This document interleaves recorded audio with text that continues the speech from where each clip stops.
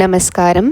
இன்றைக்கி நம்ம சேனலில் எள்ளு தொகையல் எப்படி அரைக்கிறது அப்படிங்கிறத பார்க்க போகிறோம். இதெல்லாம் ஒரு நல்ல பாரம்பரியமான ஒரு ரெசிபி. இப்போல்லாம் யாருமே பண்ணுறது கிடையாது.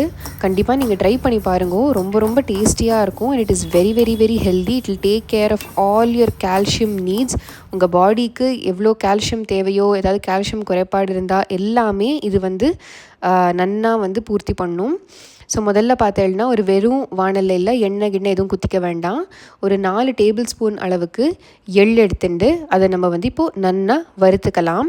நீங்கள் வெள்ளை எள்ளு வேணாலும் எடுத்துக்கலாம், அது கூட எடுத்துக்கலாம். இந்த நைலான் எள்ளு மட்டும் வேணாம். இந்த வெள்ளையிலேயே நைலான் எள்ளுன்னு ஒன்று வருது, ஒரு மாதிரி ரொம்ப ஸ்லிப்பரியாக இருக்கும். அது மட்டும் வேண்டாம். நார்மல் வெள்ளை எள்ளு அப்படி இல்லைன்னா கருப்பெள்ளே எடுத்துக்கோங்க. ரொம்ப ரொம்ப டேஸ்டியாக இருக்கும், ரொம்ப ரொம்ப ஹெல்த்தியாக இருக்கும்.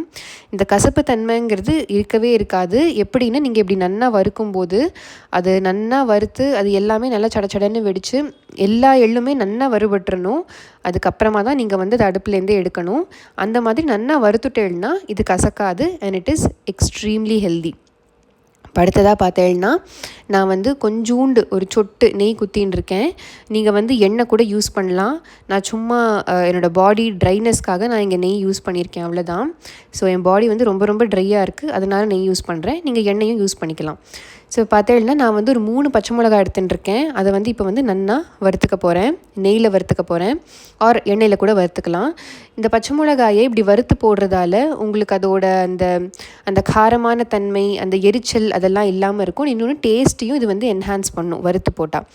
ஸோ இப்போ பாருங்கள், நான் அந்த மிக்சர் ஜாரில் நம்ம வறுத்துருக்கிற எள்ளு பச்சை மிளகா ரெண்டுமே நான் சேர்த்துன்ட்டேன். இப்போது ஒரு சின்ன ஒரு 1 இன்ச் அளவுக்கு புளி எடுத்துட்டு, பச்சை புளி அதை அப்படியே சேர்த்துக்கலாம். நம்ம ஒரு சின்ன துண்டு வெல்லம், ரொம்ப ரொம்ப குட்டியாக. இது ஆப்ஷனல் தான், உங்களுக்கு வெல்லம் வேண்டான்னா நீங்கள் அதை போடாமல் கூட இருக்கலாம். பட் இதுக்கு போட்டால் ரொம்ப நல்லாயிருக்கும். அப்புறம் தேவையான அளவு உப்பு. நான் இங்கே ஜஸ்ட் ஒரு 1/2 ஸ்பூன் அளவுக்கு கல்லுப்பு எடுத்துட்டுருக்கேன்.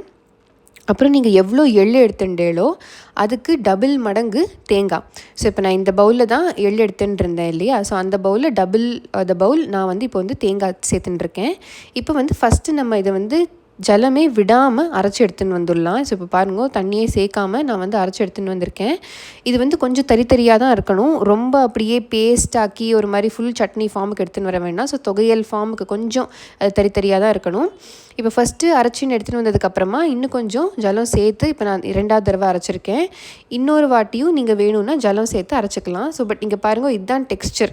இந்த மாதிரி கொஞ்சம் தரியாக இருக்கணும். சாதத்துக்கு பிசைஞ்சு சாப்பிட்லாம், தோசை இட்லி எதுக்கு வேணால் தொட்டுன்னு சாப்பிட்லாம். பட் சாதத்தில் நெய் குத்தி சாப்பிட்டா எக்ஸலண்ட்டாக இருக்கும். இப்போ நம்ம கடைசியாக தாளிச்சுடலாம். தாளிக்கிறதுக்கு கொஞ்சோண்டு எண்ணெய் சேர்த்துன்ட்டு கடுகு உளுத்தம்பருப்பு இது ரெண்டுத்தையும் சேர்த்து தாளிச்சுடலாம். உளுத்தம்பருப்பு நல்லா ரோஸ்ட் ஆகட்டும், நல்லா கலர் வரட்டும். இதுக்கு பெருங்காயம் சேர்க்க வேண்டாம். ஏன்னா இப்போ நம்ம டிஷ்ஷில் பண்ணுற நம்மளோட மெயின் இன்க்ரீடியண்ட் எள்ளு. ஸோ அதோட வாசனை கம்முன்னு வரணுமே தவிர பெருங்காயம் வேண்டாம். அடுத்ததாக பார்த்தேன்னா 2 கருவேப்பிலை சேர்த்துட்டுருக்கேன். அதுவும் தேவை கிடையாது, ஆக்சுவலி கருவேப்பிலை வேணுங்கிறது இல்லை. பட் சும்மா ஒரு 2 வாசனைக்காக சேர்த்துட்டுருக்கேன். ஸோ பாருங்க, தாளிச்சதை நான் இதில் விட்டுட்டேன்.